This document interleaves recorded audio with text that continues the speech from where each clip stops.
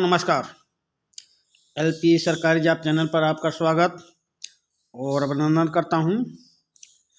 ये विशेष रूप से कक्षा 9, कक्षा 8 एवं टीजीटी पीजीटी के लिए कक्षा 9 के सेशन से है। कक्षा 9 पाठ का है। कक्षा 9 की पुस्तक से है, पर कक्षा 8 वाले भी पढ़ेंगे और टीजीटी पीजीटी वाले के लिए भी महत्वपूर्ण साबित होगा। तो चलिए कक्षा 9 के छात्रों, आप देखना चालू करें। ये सेशन आपके लिए महत्वपूर्ण साबित होने वाला है। प्रश्न नंबर 1 है, निम्न में से किस वर्ग पर फ्रांस में कोई कर नहीं लगाया गया? निम्न में से किस वर्ग पर फ्रांस में कोई कर नहीं लगाया गया? श्रमिक वर्ग पर नहीं लगाया गया, या तृतीय वर्ग पर नहीं लगाया गया, या पादरियों पर नहीं लगाया गया, या विकलांगों पर नहीं लगाया गया? चलिए भाई, उत्तर बताने का प्रयास करें। निम्न में से किस वर्ग पर फ्रांस में कोई कर नहीं लगाया गया? तो चलिए भाई उत्तर बताने का प्रयास करें। तो फ्रांस में पादरियों के ऊपर कोई कर नहीं लगाया गया। इस प्रश्न में गा उत्तर सही होगा। फ्रांस में पादरियों पर कोई कर नहीं लगाया गया। अगले प्रश्न पे आ जाएं। निम्न में से किसने चर्च की बुराइयों को बदनाम वस्तु से तुलना की है? चर्च की बुराइयों को बदनाम वस्तु किसने कहा है?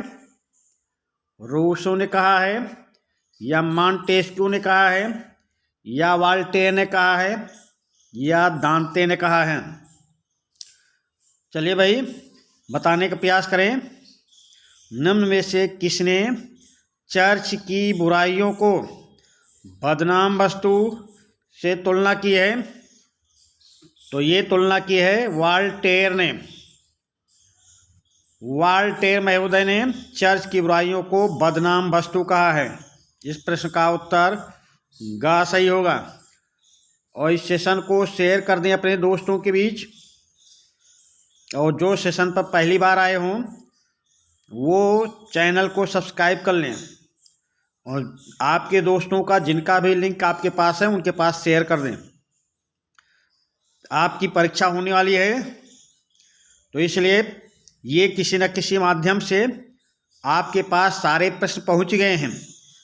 फिर भी मेरा उद्देश्य है कि 70 में 70 नंबर लेके आएँ। तो हम फिर से आपकी याद को ताज़ा करा रहे हैं ताकि आप फिर से रिवीजन कर लें। तो इसमें उन सभी प्रश्नों को शामिल किया हूं जो आपकी परीक्षा में से इन्हीं में से आएंगे। तो चलिए भाई, आप तैयारी अच्छे से करें। अगला प्रश्न पे आते हैं। निम्न में से कौन फ्रांस की प्राचीन संसद का नाम है? फ्रांस की प्राचीन संसद का नाम नेशनल असेंबली है, या स्टेटस जनरल है, या नेशनल कन्वेंशन है, या ऑप्शन घ डायरेक्टरी है। डायरेक्टरी है। तो चलिए भाई उत्तर बताने का प्रयास करें। फ्रांस की प्राचीन संसद का नाम national assembly, status general, national convention, या डायरेक्टरी? तो चलिए इस प्रश्न का उत्तर बताएं भाई। तो इस प्रश्न का उत्तर होगा status general. Status general France की प्राचीन संसद का नाम है। अगले प्रश्न पे आ जाएं। निम्नलिखित में से कौन सी क्रांति टेनिस कोड की सभा से संबंधित थी? निम्न में से कौन सी क्रांति टेनिस कोड की सभा से संबंधित है? ये रूस की क्रांति, या इंग्लैंड की क्रांति, या फ्रांस की क्रांति या अमेरिका की क्रांति? अमेरिका की क्रांति। चलिए भाई बताने का प्रयास करें। चलिए भाई, निम्नलिखित में से कौन सी क्रांति टेनिस कोर्ट की क्रांति से संबंधित है? तो चलिए उत्तर देने का प्रयास करें। तो ये फ्रांस की क्रांति से, टेनिस कोर्ट की सभा फ्रांस की क्रांति से संबंधित है। इस प्रश्न का उत्तर गा सही होगा। अगले प्रश्न पे आ जाएं।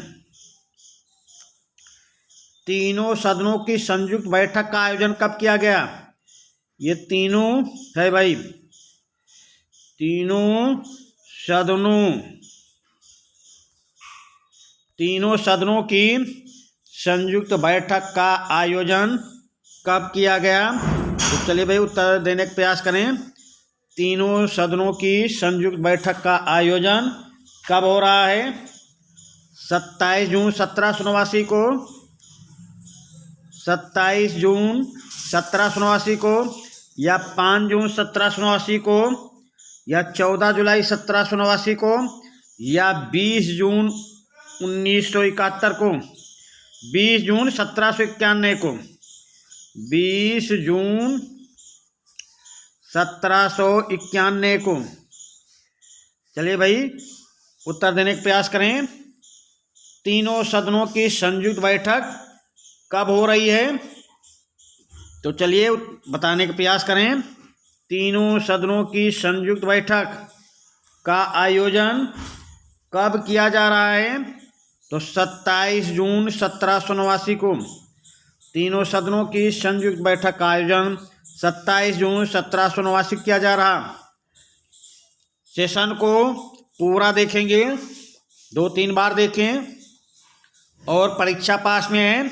जो भी सेशन कक्षा 9 से संबंधित पढ़े हैं यूट्यूब पर, उन सारे सेशन को जो आपके पास लिंक भेजा हूँ उस पे जाके प्लेलिस्ट में जाइए और प्लेलिस्ट से कक्षा 9 के सारे सेशन देखिए और उनका रिवीजन मैं फिर दोबारा करवा रहा हूँ। इन प्रश्नों को भी 1 बार 2 बार, जब तक परीक्षा नहीं हो जाती तब तक आपको देखना है। तो तीनों सदनों की संयुक्त बैठक का आयोजन कब किया गया? 27 जून 1789 को। चलिए अगले प्रश्न पे आते हैं। वास्टिल की जेल के पतन का वर्ष। वास्टिल क्या है? एक जेल का नाम। कहाँ की जेल है? फ्रांस की जेल है भाई, फ्रांस की जेल है। तो वास्टिल की जेल का पतन किस वर्ष हुआ है भाई? वास्टिल की जेल का पतन किस वर्ष हुआ है? तो ये हुआ है 1789 को। 14 जुलाई 1789 को हुआ है वास्टिल का पतन। 14 जुलाई, ये भाई वास्टिल का पतन किस तिथि को हुआ? 14 जुलाई 1789 को हुआ। वास्टिल का पतन 14 जुलाई 1789 को हुआ। तो ये उत्तर सही होगा। अगले प्रश्न में आए भाई। फ्रांस के शासक लुई 16वें को फांसी पर चढ़ाया गया कब? लुई 16वें को कब फांसी पर चढ़ाया गया? 1793 में, या 1791 में, या 1789 में, या इनमें से कोई नहीं सही है। फ्रांस के शासक लुई 16वें को फांसी पर कब चढ़ाया गया? तो चलिए हम जल्दी जल्दी आपको उत्तर बताते चल रहे हैं कि रिवीजन के तौर पे आप पूरी कोर्स फिर से देख लें और जितने सेशन पढ़े हैं कक्षा 9 के उन सेशन को भी दोबारा देख लें, तब परीक्षा हाल में जाएंगे। तो फ्रांस के लुई 16वें को कब फांसी पर चढ़ाया गया? तो 1793 में। 1793 में लुई 16 को फांसी पर चढ़ाया गया। चलिए भाई, नेपोलियन है ये, नेपोलियन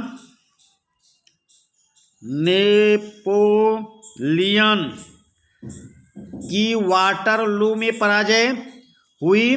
तो एक तो आप ये समझ लें, नेपोलियन की पराजय कहाँ हो रही है? वाटरलू के युद्ध में हो रही। एक प्रश्न ये भी समझ लें, नेपोलियन की पराजय कहाँ हो रही है? वाटरलू में। अब प्रश्न है कब हुई है? 1815 या 1813 या 1830 या 1789 में? चलिए भाई, उत्तर बताने का प्रयास करें। तो नेपोलियन की पराजय वाटरलू में कब हुई है? तो ये हुई है 1815 में। नेपोलियन की पराजय वाटरलू नामक स्थान पर 1815 में हुई। फ्रांस की क्रांति कब प्रारंभ हुई? फ्रांस की क्रांति कब प्रारंभ हुई? 1889, 1689, 1789 या 1779? तो फ्रांस की क्रांति कब हुई? तो चलिए उत्तर देने का प्रयास करें और कमेंट के माध्यम से बताएंगे आपके कितने प्रश्न सही हैं। हम ज़्यादा व्याख्या पर जोर नहीं दे रहे क्योंकि अब आपके पास समय बहुत कम बचा है। मेरा उद्देश्य है रिवीजन करवाना और जितने सेशन आपके पास पहुँचे हैं सब सेशन को दोबारा देख लें। तो चलिए, फ्रांस की क्रांति कब प्रारंभ हुई? तो फ्रांस की क्रांति 1789 में 14 जुलाई 1789 में प्रारंभ हुई। चलिए अगले प्रश्न पे आते हैं।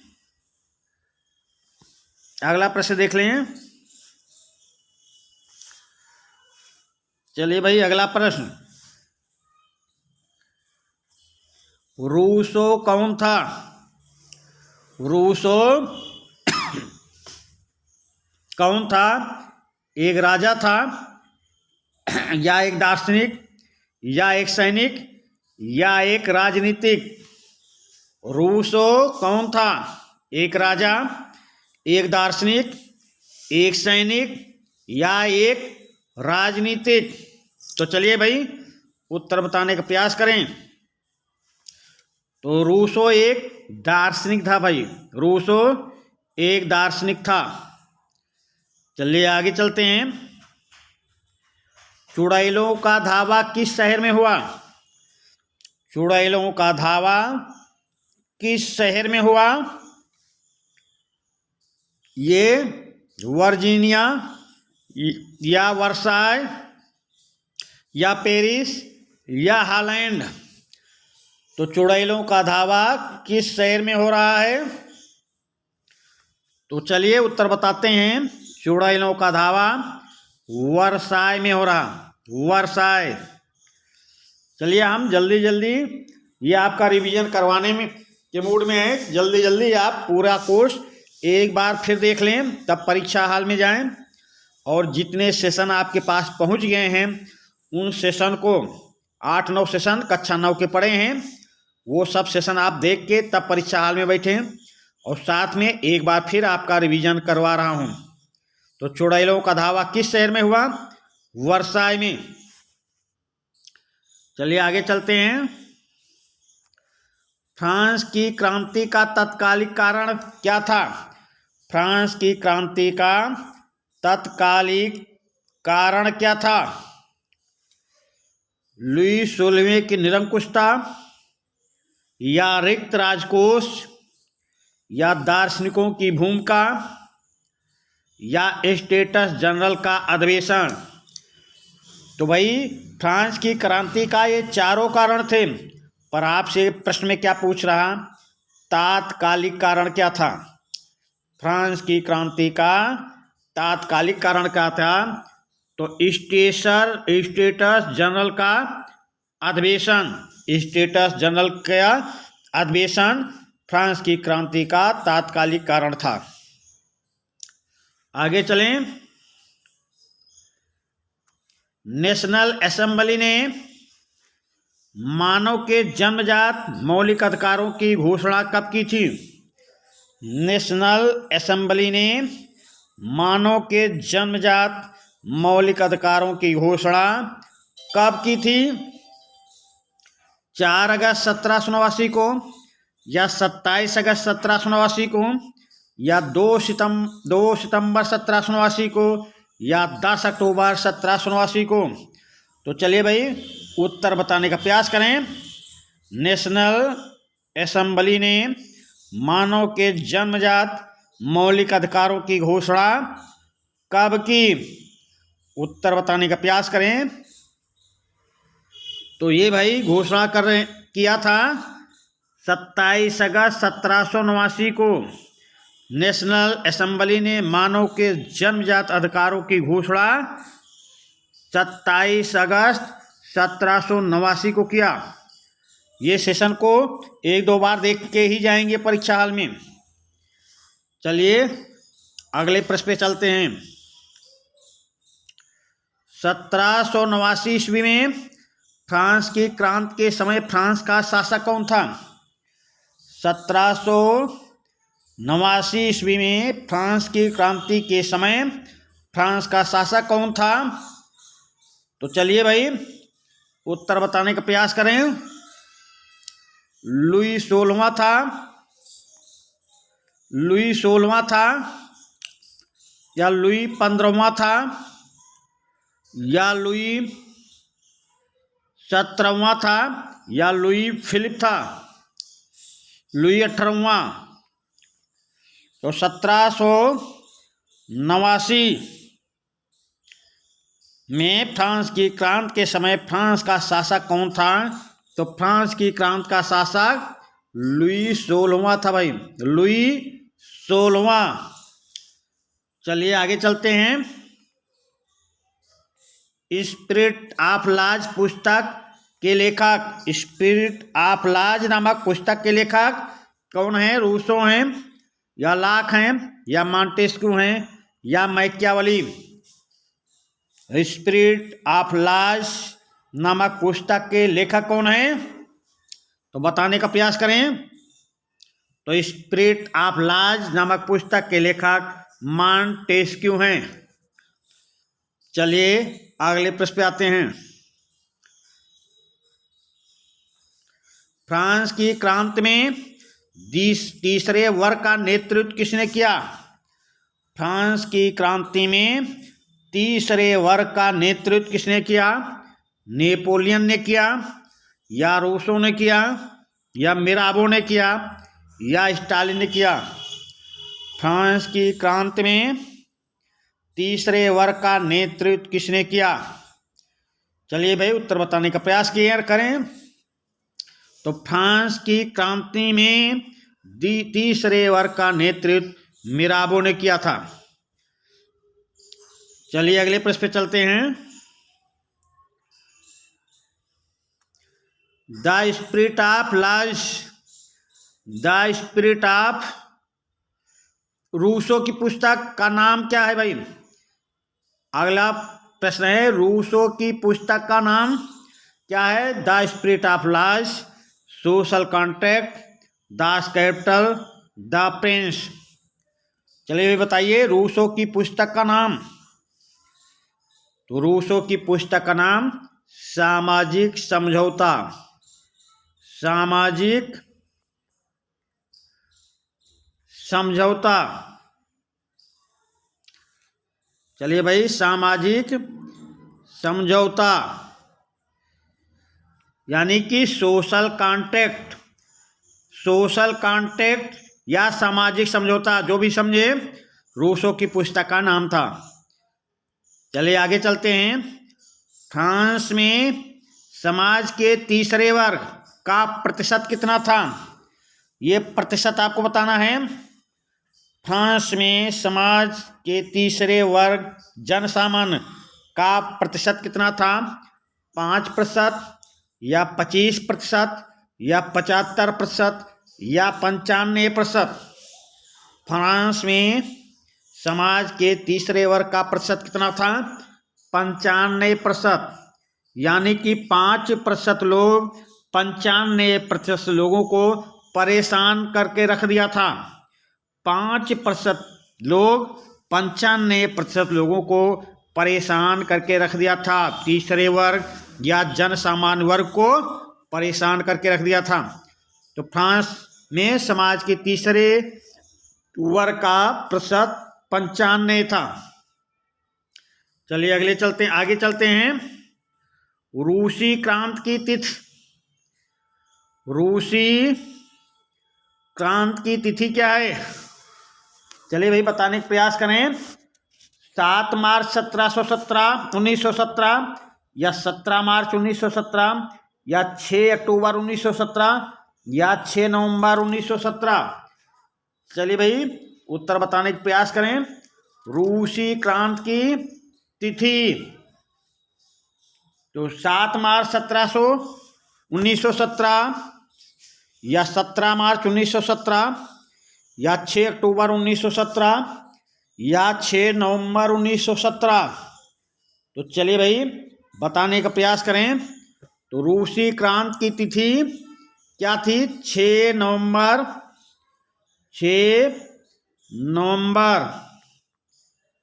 1917। रूसी क्रांति की तिथि थी 6 नवंबर 1917। 6 नवंबर 1917 रूसी क्रांति की तिथि थी। चलिए आगे चलते हैं। लेनिन द्वारा गठित की गई सेना का नाम। लेनिन द्वारा, आगे देख लेते हैं, प्रश्न छूट रहे हैं शायद। रूसी क्रांति की तिथि। फिर मेंशेविक दल का प्रमुख नेता कौन था? मेंशेविक दल का प्रमुख नेता कौन था भाई? लेनिन था या केरेंस्की था या रूसो था या मार्क्स थे? मेंशेविक दल का प्रमुख नेता कौन था? लेनिन, केरेंस्की, रूसो या कार्ल मार्क्स? तो चलिए भाई उत्तर बताने का प्रयास करें। तो मेंशेविक दल का प्रमुख नेता केरेंस्की था। केरेंस्की था भाई। चलिए आगे चलते हैं।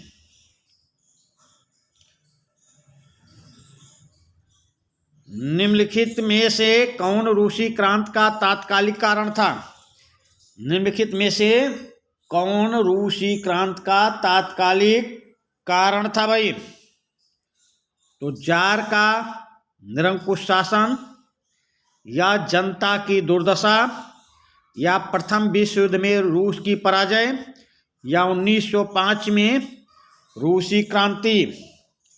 चलिए भाई उत्तर बताने का प्रयास करें। निम्नलिखित में से कौन रूसी क्रांति का तात्कालिक कारण था? तो रूसी क्रांति का तात्कालिक कारण प्रथम विश्व युद्ध में रूस की पराजय थी भाई। प्रथम विश्व युद्ध में रूस की पराजय थी। आगे चलते हैं। लेनिन द्वारा गठित की गई सेना का नाम। लेनिन द्वारा गठित की गई सेना का नाम क्रांति सेना या काली सेना या मुक्ति सेना या लाल सेना। लेनिन द्वारा गठित की गई सेना का नाम क्या था भाई? तो लेनिन द्वारा गठित की गई सेना का नाम लाल सेना था भाई। लाल सेना। तो चलिए ये जल्दी जल्दी रिवीजन करा रहे हैं कि आपका पूरा कोर्स आपके सामने फिर रख दूं। और साथ में बोल रहा हूँ जितने सेशन कक्षा 9 के पढ़े हैं प्लेलिस्ट में जाकर सभी सेशन को दोबारा देख लें। और ये सेशन जो अभी पूरा कोर्स लेके कोशिश कर रहा हूँ पूरा कोर्स दोबारा आपको रिवीजन करवा दूँ। ये भी सब देख के परीक्षा देने जाएंगे। परीक्षा बहुत ही नज़दीक है। चलिए भाई, खूनी रविवार की घटना कहाँ हुई? खूनी रविवार की घटना कहाँ हुई थी? मास्को में हुई थी या सेंट पीटर्सबर्ग में हुई थी या लेनिनग्राड में हुई थी या ताशकंद में हुई थी? खूनी रविवार की घटना कहाँ हुई थी? उत्तर बताने का प्रयास करें भाई। खूनी रविवार की घटना कहाँ हुई? तो सेंट पीटर्सबर्ग में हुई थी। खूनी रविवार की घटना सेंट पीटर्सबर्ग में हुई।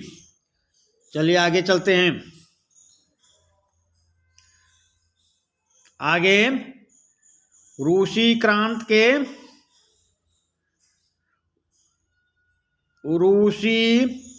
क्रांति के पश्चात कौन सी व्यवस्था रूस में आई?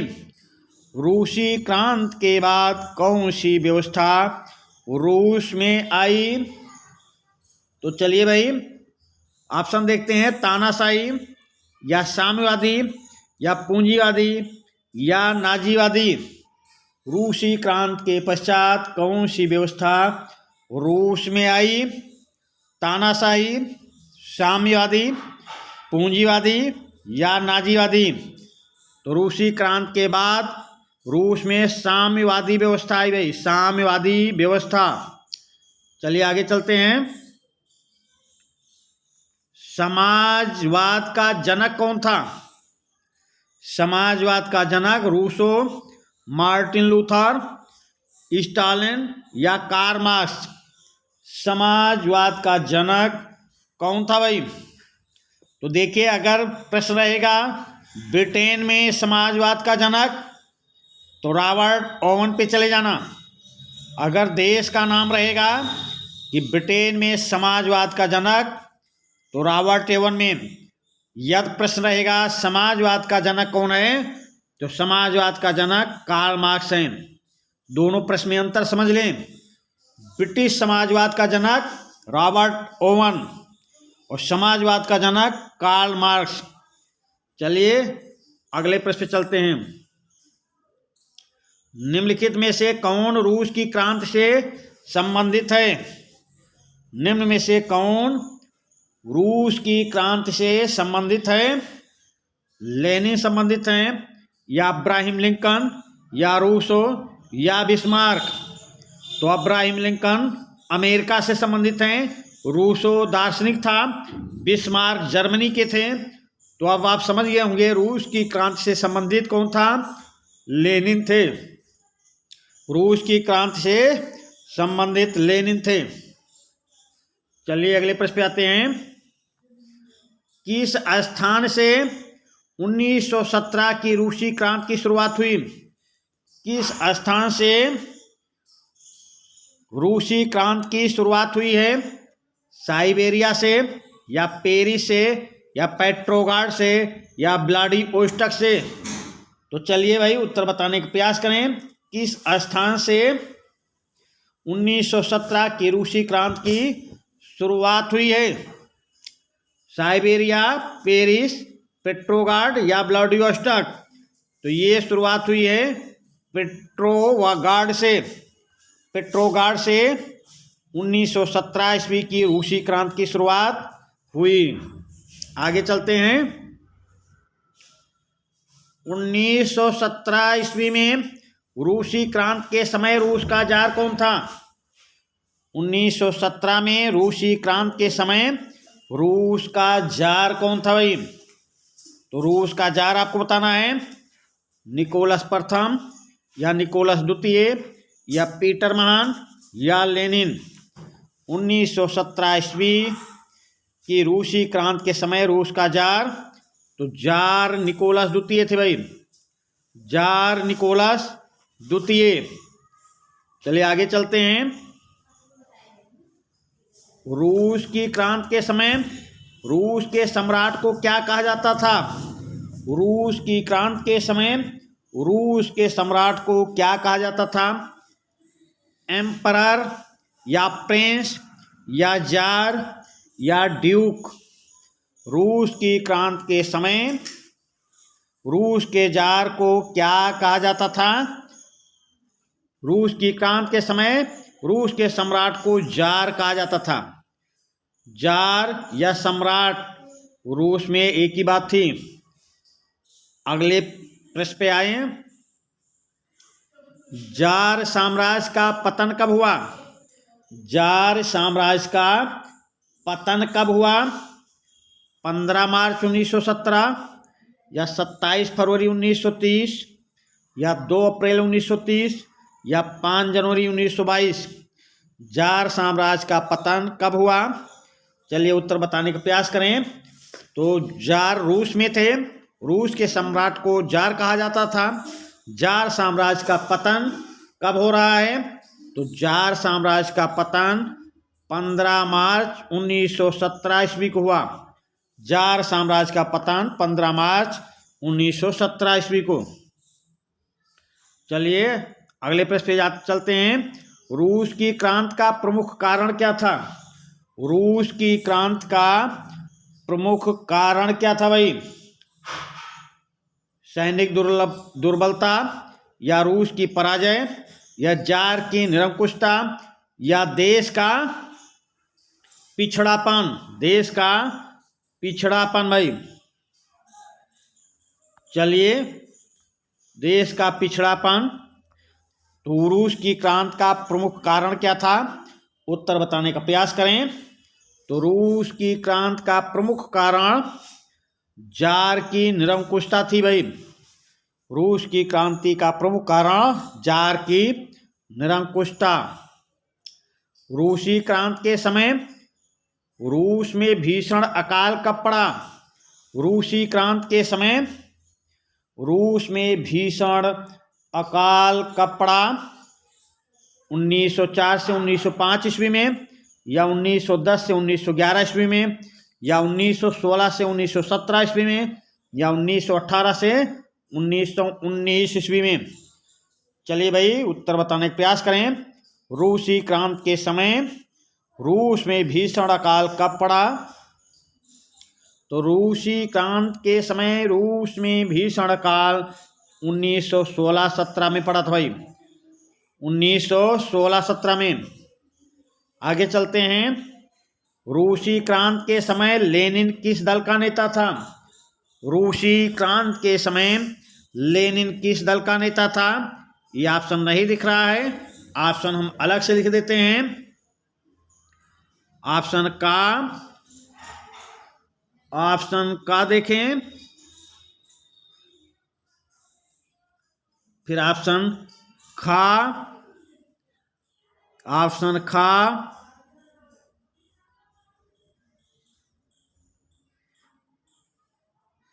ऑप्शन खा, फिर जैकोबिन, जैकोबिन, जैकोबिन,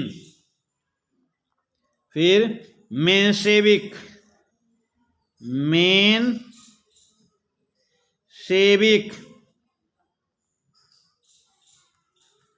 चलिए भाई बताइए, रूस की क्रांति के समय लेनिन किस दल का नेता था?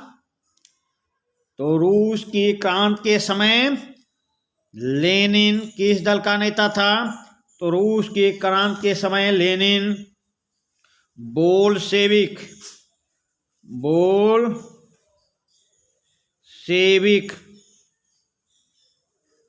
रूस की क्रांति के समय लेनिन बोल्शेविक दल का नेता था भाई, बोल्शेविक दल का नेता। तो चलिए अब आगे चलते हैं। अगला प्रश्न है, जर्मनी में नाजी दल की स्थापना किसने की? जर्मनी में नाजी दल की स्थापना किसने की? तो चलिए भाई, मुसोलिनी, ऑप्शन देखते हैं। मुसोलिनी, हिटलर, लेनिन या विल्सन? बताने का प्रयास करें। जर्मनी में नाजीवादी दल की स्थापना किसने की है? तो जर्मनी में नाजीवादी दल की स्थापना हिटलर ने की भाई। हिटलर, जर्मनी में नाजीवादी दल की स्थापना। फिर अगला प्रश्न, पर्ल हार्बर पर आक्रमण निम्नलिखित में से किस युद्ध से संबंधित है?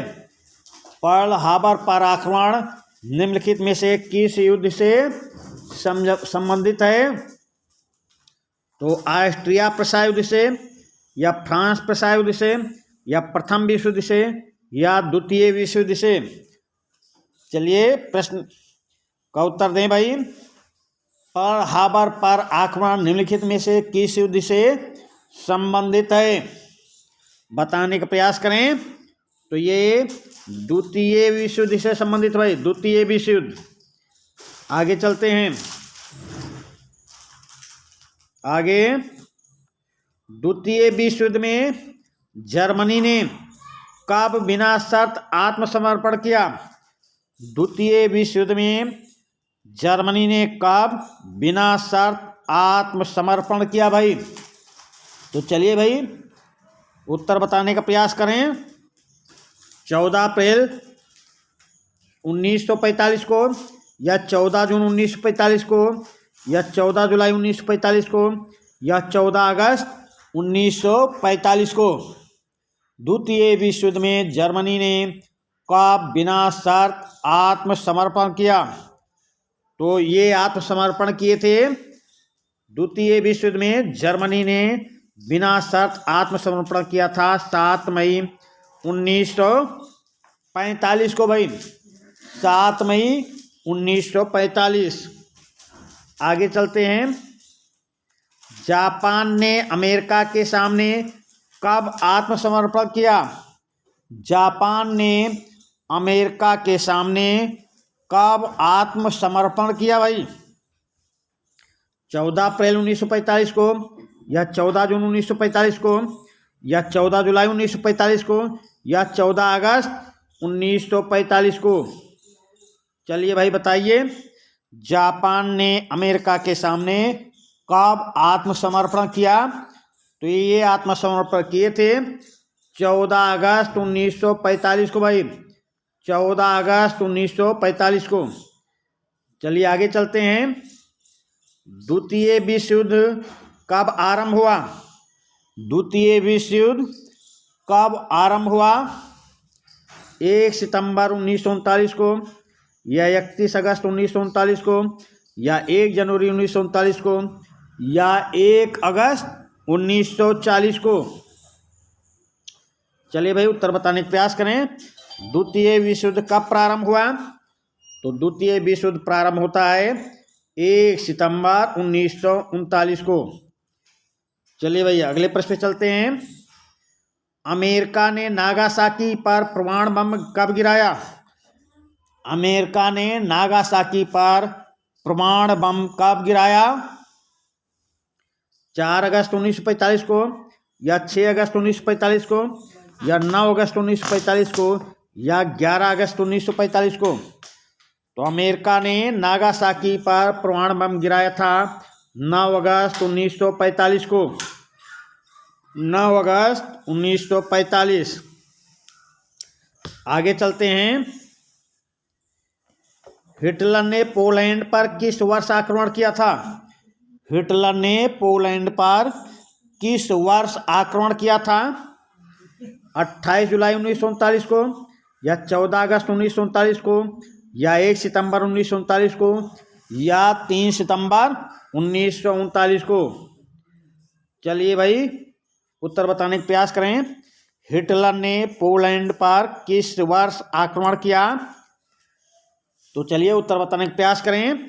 तो हिटलर ने पोलैंड पर 1 सितंबर 1939 को आक्रमण किया। चलिए आगे चलते हैं। हिटलर द्वारा संचालित यंत्रीकृत नीति किस नाम से जानी जाती है। हिटलर द्वारा संचालित यंत्रीकृत नीति किस नाम से जानी जाती है। तो ये वज्र युद्ध के नाम से, या यंत्रों के युद्ध के नाम से, या का खा दोनों नाम से, या इनमें से कोई नहीं। हिटलर द्वारा संचालित यंत्रीकृत नीति किस नाम से जानी जाती है। तो उत्तर बताने का प्रयास करें। हिटलर द्वारा संचालित यंत्रीकृत नीति वज्र युद्ध के नाम से जानी जाती है, वज्र युद्ध के नाम से। चलिए अगले प्रश्न पे आते हैं।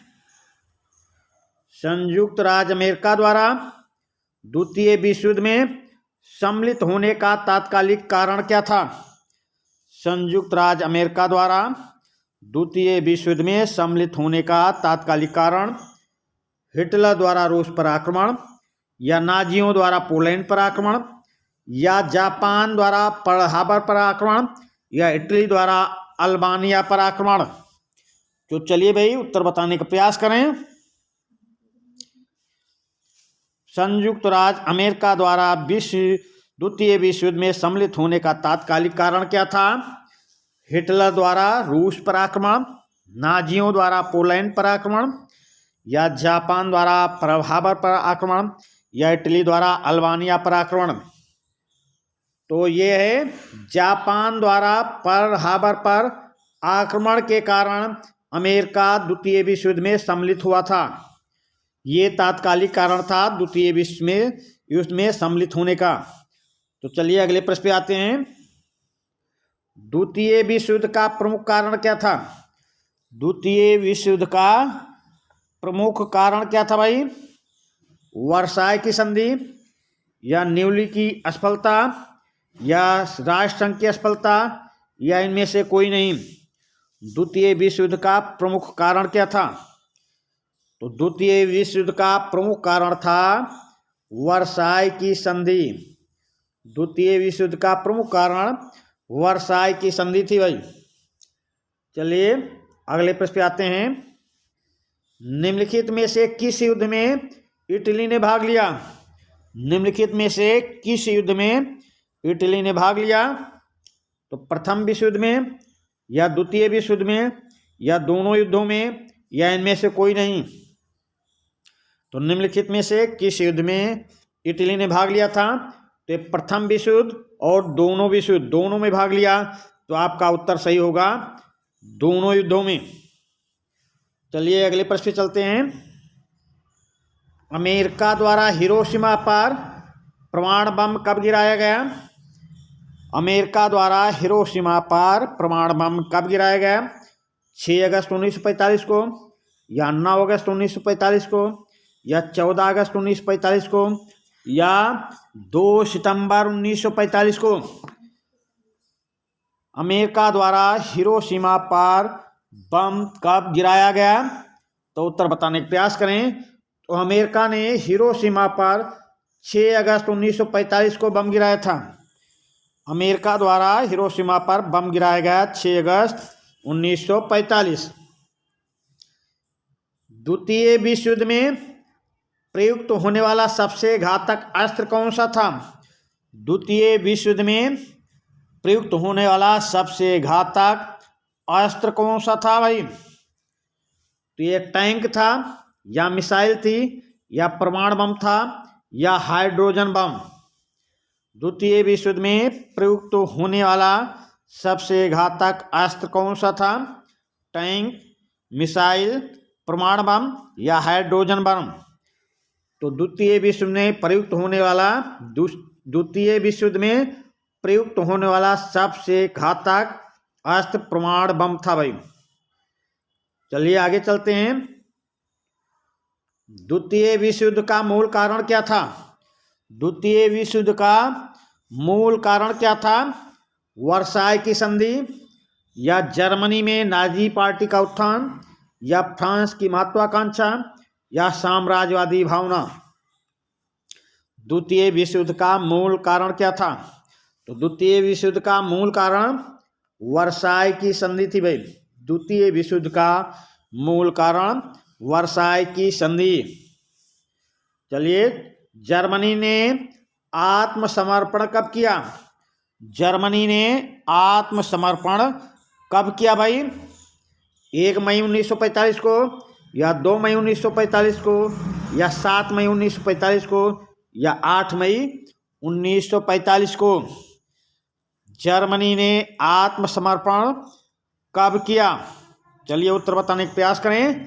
तो जर्मनी ने आत्मसमर्पण किया था, जर्मनी ने आत्मसमर्पण किया था 7 मई 1945 को। अगले प्रश्न पे आ जाएं। इंग्लैंड का युद्धकालीन प्रधानमंत्री कौन था? इंग्लैंड का युद्धकालीन प्रधानमंत्री कौन था भाई? जब द्वितीय विश्व युद्ध चल रहा था तो उस समय इंग्लैंड में प्रधानमंत्री कौन था, ये पूछा जा रहा। तो चर्चिल थे, या चैम्बरलेन, या पामर्स्टन, या लॉर्ड जॉर्ज थे? द्वितीय विश्व युद्ध के समय इंग्लैंड का प्रधानमंत्री कौन था? तो उस समय जब द्वितीय विश्व युद्ध चल रहा था तो इंग्लैंड में प्रधानमंत्री चर्चिल थे भाई, चर्चिल। आगे चलते हैं। वर्साय संधि को अस्वीकार करने वाला शासक कौन था? वर्साय संधि को अस्वीकार करने वाला शासक स्टालिन थे, या मुसोलिनी, या हिटलर, या जनरल फ्रैंको? वर्साय की संधि को अस्वीकार करने वाला शासक कौन था? स्टालिन, मुसोलिनी, हिटलर, या जनरल फ्रैंको? तो वर्साय की संधि को अस्वीकार कर दिया था हिटलर ने भाई, हिटलर। अगले प्रश्न पे, पर्ल हार्बर कहाँ स्थित है? पर्ल हार्बर कहाँ स्थित है? तो प्रशांत महासागर में, या अंध महासागर में, या हिंद महासागर में, या चीन सागर में? पर्ल हार्बर कहाँ स्थित है? तो पर्ल हार्बर प्रशांत महासागर में स्थित है भाई, प्रशांत महासागर पे। तो चलिए भाई, इस सेशन का इसी प्रश्न के साथ समापन करते हैं। ये सेशन आपके पास भेजने का मूल उद्देश्य है कि आपकी परीक्षा नज़दीक है, अब आप फिर से पूरे कोर्स का रिवीजन कर लें और जो भी सेशन पढ़े हैं प्लेलिस्ट में उनको भी एक बार देख के तब परीक्षा देने जाएं। तो चलिए भाई, अब हम आपसे विदा लेते हैं। धन्यवाद।